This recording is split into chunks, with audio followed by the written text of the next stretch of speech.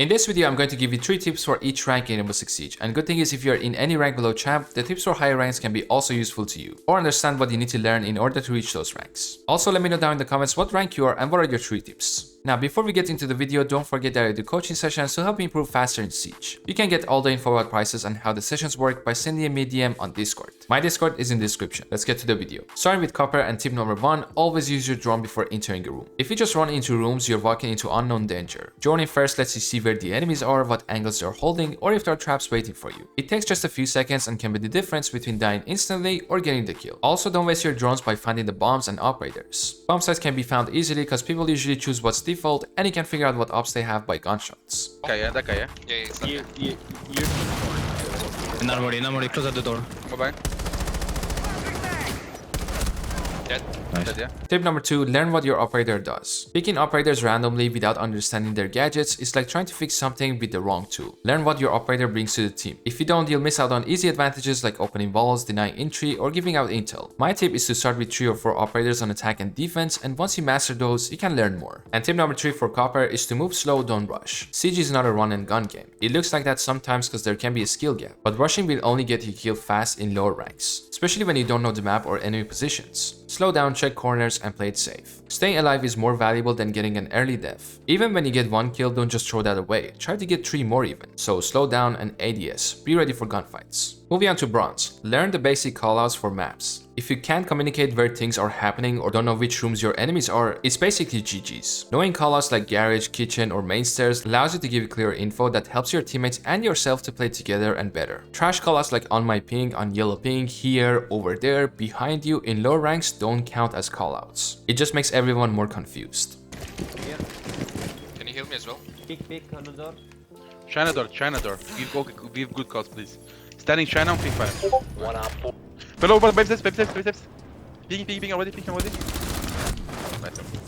Number 2, hold angles instead of walking around. Moving too much exposes you. Instead, find a good spot and aim at where enemies are likely to come from. Let them walk into your side, not the other way around. Don't hold for too long though. 10-15 seconds should be enough. When no one is picking you, you can push and change your angle. You get way more kills if you know what angles to hold or what kind of positions are. And number 3 is to don't try spawn picking every round. Spawn picking is high risk. If it fails, your team plays around 4v5. If you're attacking, always check for spawn picks. Don't be the free kill and put your team at a disadvantage. Also, spawn picking puts you in a bad spot and bad habit. You don't reinforce anymore, you forget about the basics and what you need to do to counter your enemies, and only focus on spawn picking. Next rank we have Silver. Number 1 is to keep your aim at head level. Most gunfights in Siege are won with 1 bullet. If your crosshair is at head level, you'll win more gunfights. If it's pointed at the ground, you lose before you even shoot. So crosshair placement has to be on the angles around you as you're changing position. Can't be on the ground 1 second and then head level again. You need to have all the maps memorized so you know where head level is on each angle. Also, some of you even in higher ranks have your crosshair chest level. That's bad as well.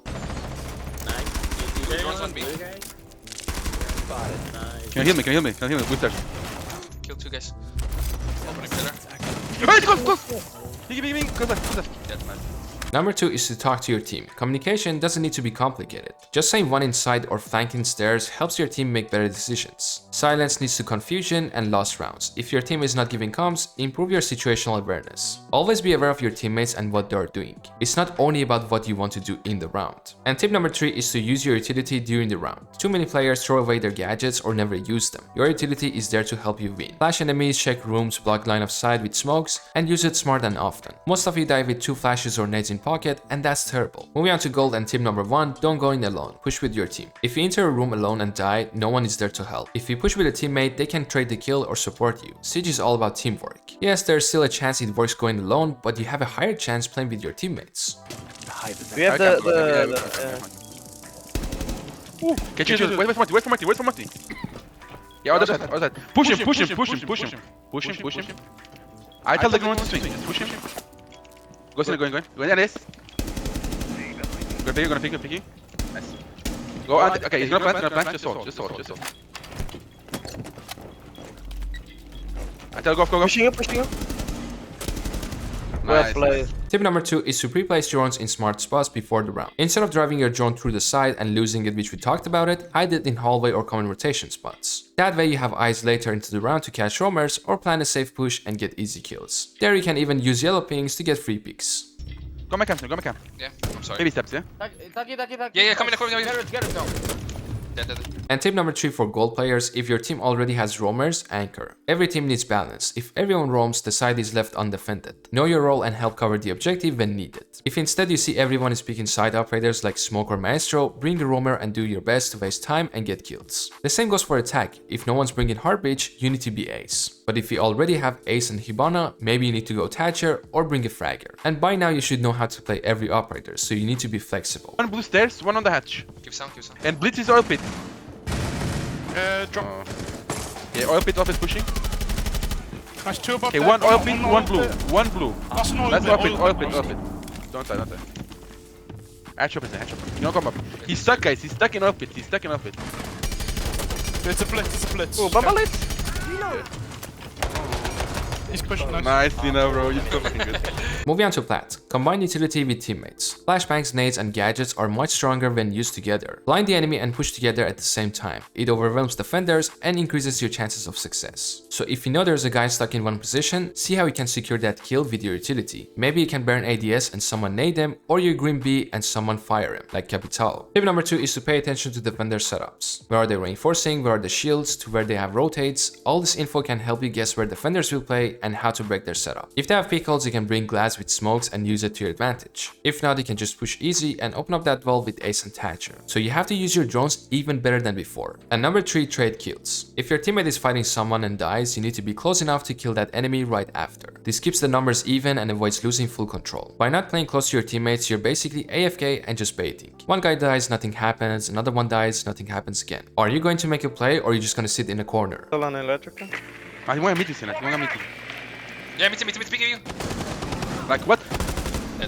Next rank we have Emerald. Number 1, play smart position, not just rely on aim. You don't always need to have insane reflexes. Standing in a strong, hard to clear position gives you an edge and forces enemies into bad fights. Most of the gunfights you lose is because you're putting yourself in a disadvantage, and then take gunfights. Of course you lose it. You need to prep everything and get ready for fight, and then you can get your kill. Number 2, waste attackers' time and utility. By now you should know that you can't just sit on site. You need to get off site and hold rooms close to site. Contest map control. Don't give it for free to attackers. Then by using reinforcements and utility, waste their time and utility. They throw flashbangs, you throw smokes. They bring Thatcher and Ace, you bring to borrow and be annoying. That's how you can get the upper hand. And tip number 3 for Emerald players is to don't worry about kills, help your team win. You can win rounds without getting a single kill. Join for teammates, give callouts or hold flank. That support often decides the round. If you do everything correctly, kills will come to you. You don't have to chase them. Also focusing on kills make you play worse and worse, so why even try that?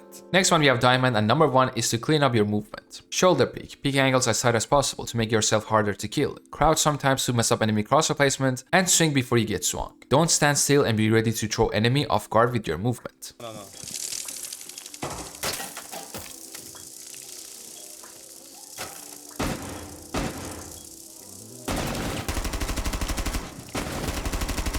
No time. In. Nice, bro, nice! Number 2 is to listen to sound cues carefully. Sound in Siege give away everything. Footsteps, walls, reloads. The better you listen, the better you can predict and prepare. If you haven't mastered the skill in Diamond, you shouldn't be Diamond in the first place. You should know where enemies are even if they lean or ADS, which are very quiet. Coming close.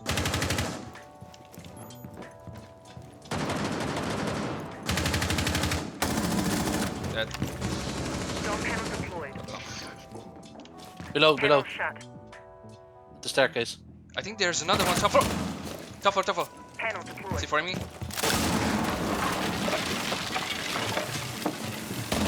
Dead. Okay, perfect. Cover me while I fuse. And tip number 3 is to be unpredictable. Don't do the same thing every round. Change where you roam, what you reinforce, or how you attack. Keep the enemy guessing all the time. That goes for your strategy and takes as well. Unfortunately, there shouldn't be a huge difference between champ and diamond, but you're predictable most of the time when you play against champs, and that's why they're better than you. Whoa. No, not it. You just got the fuck. You open only left side, by the way.